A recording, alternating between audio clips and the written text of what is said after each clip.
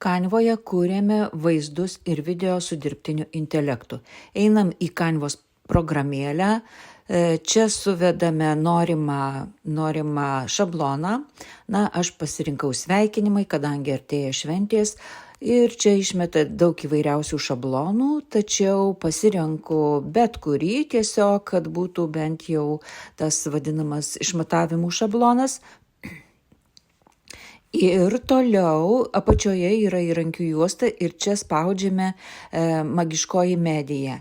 Ir toliau mes čia suvedame tą vadinamą promptą, užklausą savo, ką mes norime sukurti, kokį paveikslėlį norime sukurti. Kadangi dabar prieš šventes, prieš naujosius metus ir kalėdas, aš tiesiog suvedžiau, kad 26 metų tai ugninio arklio metai. Ir paspaudus generuoti vaizdą mums pradeda generuoti. Aišku, čia pagreitintai, bet reikia truputėlį palaukti. Mums išmeta 4 pavyzdžius ir mes galime pasirinkti kažkurį tai iš jų, galima visus pasirinkti, laisvas pasirinkimas. Aš pasirinkau vieną, kuris man patinka, užmečiau ant savo šablono, bet toliau aš noriu dar pasižiūrėti, spaudžiu vėl generuoti iš naujo ir vėl man generuoja naujus paveikslėlius. Tai reikia truputį palaukti, ir dabar mes matome, kokie yra tie paveikslėliai, irgi galime iš jų išsirinkti ir užmesti ant savo pasirinkto šablono.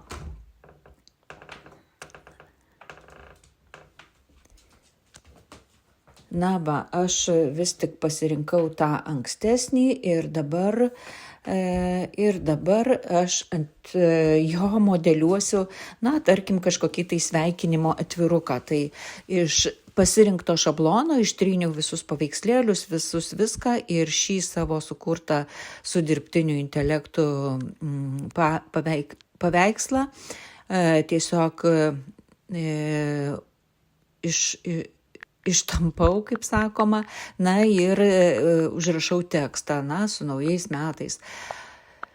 Be abejo, čia irgi kūrybinis procesas, mes norim pakeisti spalvą, tai paspaudus ant A raidelės mes galime pakeisti, pažymiu tekstą ir pakeičiu spalvą į baltą, kadangi juoda nesimato. Ir mes jau turime kaip ir atviruką. Aišku, tą tekstą mes dėliojame taip, kad jis būtų matomas ir kad neuždengtų mūsų paveikslo. Tai irgi toks, kaip aš sakau, pažaidimas. Jeigu mes nenaudojam šablono, kuriame tik keičiame tekstą į lietuvių kalbą, tai turime patys truputėlį pakoreguoti, kad tas visas vizualas būtų tinkamas. Ir aš kaip dabar čia matau, kad man nelabai yra kur tą tekstą uždėti, nes vis arba uždengia to ugninio arklio kažkurią tai dalį. Tai nusprendžiau tą tekstą tiesiog nustumti ten, kur yra tuščia vieta, kad mūsų ugninis arklys būtų aiškiai matomas. Ir toliau mes sekame rankutę.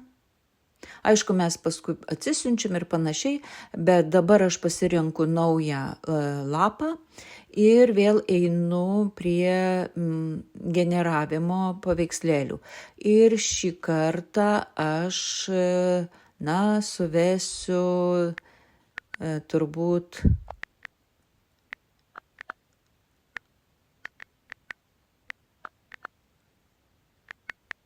tokį paveikslėlį pagal temą, žiema, namas, sniegas, žodžiu, čia galime surašyti, ką norime ir vėlgi spaudžiam generuoti paveikslėlį ir mums generuoja generuoja tą vadinamą paveikslą pagal užklausą. Na ir va mes matome, kad mes vėl turim 4 pavyzdžius, 4 paveikslėlius ir išsirenkam, kuris mums patinka labiausiai. Jį taip pat užmetam, kaip sakant, ant savo šabloninio formato. Na ir jeigu mums nepatinka šis arba dar norim išbandyti, vėl spaudžiam generuoti iš naujo ir mums vėl generuoja dirbtinis intelektas, generuoja paveikslėlį iš naujo. Na, nežinau, ar šiaip aš norėjau, kad būtų šviesesnis, daugiau saulės, daugiau šviesos, bet man vis išmesdavo būtent tokį nakties vaizdą. Na, dabar aš norėjau dar išbandyti kitą promptą, tai New Yorko Rockefellerio centro kalėdinę eglę. Ir vat pažiūrėsim, ką mums išmeta. Ir aš net įėjau į Google'ą ir pasižiūrėjau, ar bent kažkas tai panašaus yra. Tai iš tiesų, tai tikrai dirbtinis intelektas, na, galima sakyti, nesumelavo. Vat įėjus į Google paveikslėlius, Rockefellerio centro kalėdinė eglė, būtent taip ir atrodo.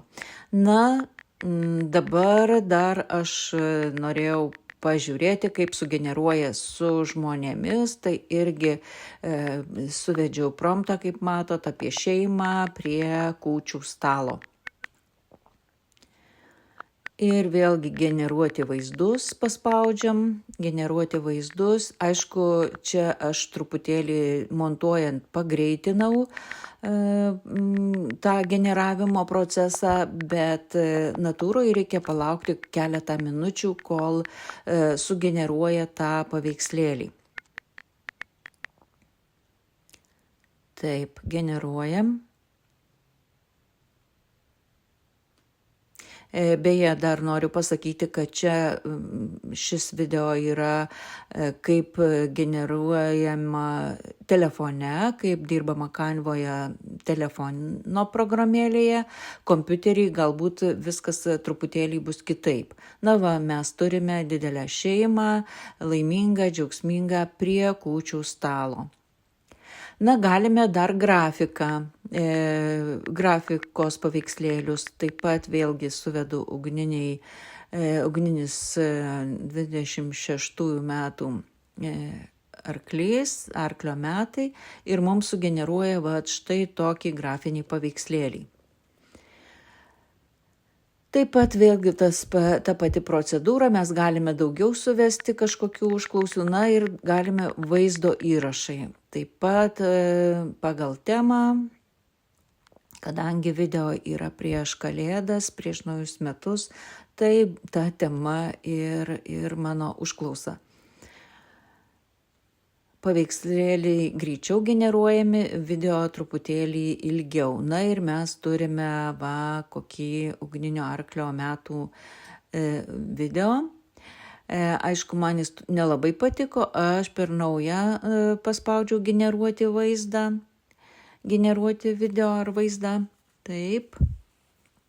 Ir mums dabar generuoja iš naujo.